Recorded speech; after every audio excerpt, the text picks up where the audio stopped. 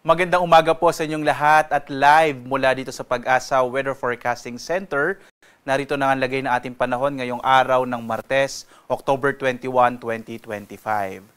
Unahin muna po natin yung mga in-issue natin ng mga thunderstorm advisories sa buong bansa. Makikita po natin as of around 4 a.m. po ito, may mga thunderstorm advisories na naka-issue, particular na sa may Central Luzon, lalong-lalo na sa may silangang bahagi ng Central Luzon, yung area ng Nueva Ecija, gayon din sa may area ng Bulacan, gayon din po ilang bahagi ng Calabarzon, at sa Kabisayaan dito sa may Eastern Visayas, sa may Panay Island, gayon din po sa may Cebu at sa may Negros Negros Oriental. Meron din po mga thunderstorm advisory sa may silangang bahagi ng Mindanao at maging sa Zamboanga Peninsula. Ito po mga thunderstorm advisories ay posibleng makaranas ng mga isolated thunderstorms, particular na yung mga nabanggit po na lugar. At para mas makita nyo po yung updated at latest sa mga thunderstorm advisories, rainfall information, flood advisories, at mga heavy rainfall warning, maaari po kayong bumisita sa ating website dito po sa panahon.gov.ph. Makikita nyo po yung real-time ng mga thunderstorm advisories na ini-issue ng iba't ibang mga Regional Services Division ng Pag-asa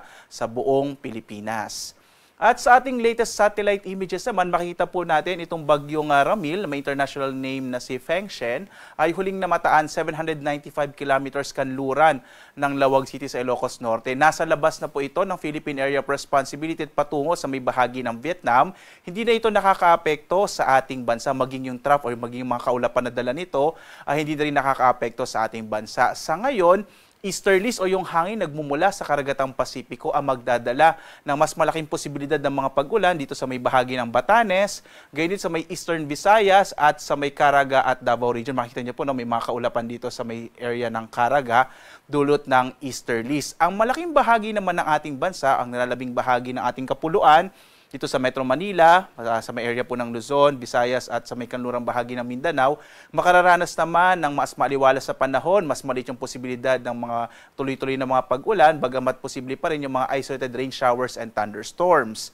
Sa ngayon nga, wala tayong namomonitor na anumang low pressure area sa loob at labas ng Philippine Area of Responsibility, kaya posible po medyo maliit yung posibilidad na magkaroon ng bagyo sa mga susunod na araw.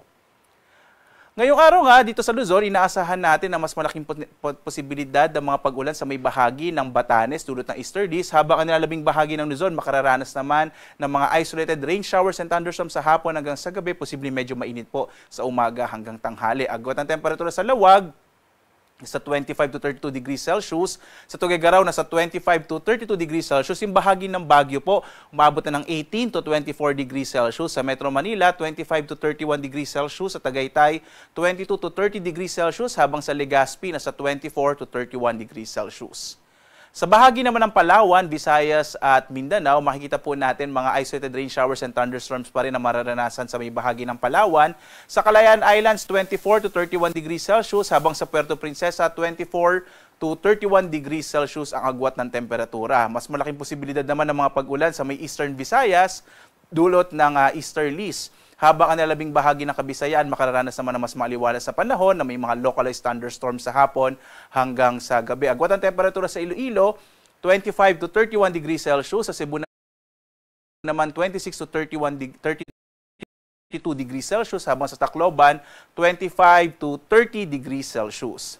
Sa may silangang bahagi din po ng Mindanao, mas malaki yung posibilidad ng mga pag-ulan dulot ng easterlies, partikular na sa Caraga at Davao Region. Habang ang nalalabing bahagi ng Mindanao, makararanas naman ng bahagyang maulap hanggang sa maulap na kalangitan na may mga pulupulong pag-ulan, pagkidlat, pagkulog. Agwat ang temperatura sa Zamboanga, nasa 24 to 33 degrees Celsius. Sa Cagayan de Oro, 24 to 31 degrees Celsius. Habang sa Davao, nasa 26 to 32 degrees Celsius yung agwat ng temperatura.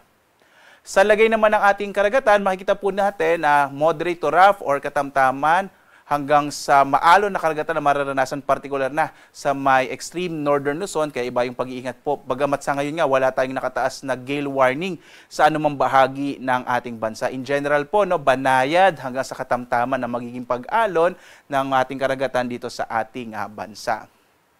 Narito naman ating inaasang magiging lagay ng panahon sa mga susunod na araw. Makikita po natin bukas, araw ng Miyerkules, posible pa rin ang maulap na kalangitan na may mga pag-ulan sa may bahagi ng eastern section po ng Mindanao. Pagdating ng Huwebes hanggang Biyernes, posible po na magsimula ulit yung northeasterly wind flow. Sa ngayon po, minomonitor natin, posibleng this week or next week ay magsimula naman po itong amihan. Normally po kasi, ang amihan nagsisimula po yan magandang towards the end of October hanggang first few weeks of November. Pagdating ng araw naman ng Sabado, posibleng makaapekto ulit ang easterlies dito sa may silangang bahagi ng Mindanao at maaaring magdala ng maulap na kalangitan na may kalat-kalat ng mga pag-ulan, pagkidlat, pagkulog. So yan po yung maaaring maranasan towards the end of the week, pagdating po ng weekend. So in general po, fair weather or maaliwalas sa panahon na maranasan sa malaking bahagi ng ating bansa sa mga susunod na araw, bagamat posible pa rin yung mga isolated rain showers and thunderstorms, lalo na sa hapon hanggang sa gabi. At muli po, posibleng magsimula naman ito ulit yung northeasterly wind flow o yung hangin nagmumula sa hilagang silangan, partikular na dito sa may bahagi ng Northern Luzon. So lagi pong tumutok sa mga update ng Pag-asa para sa nagbabago nating panahon. Lalo't patungo na nga tayo sa panahon naman ng amihan. Sa ngayon po, nasa transition period po tayo. At ang ating araw ay sisikat mamayang 5:49 na umaga at lulubog, ganap na 5:33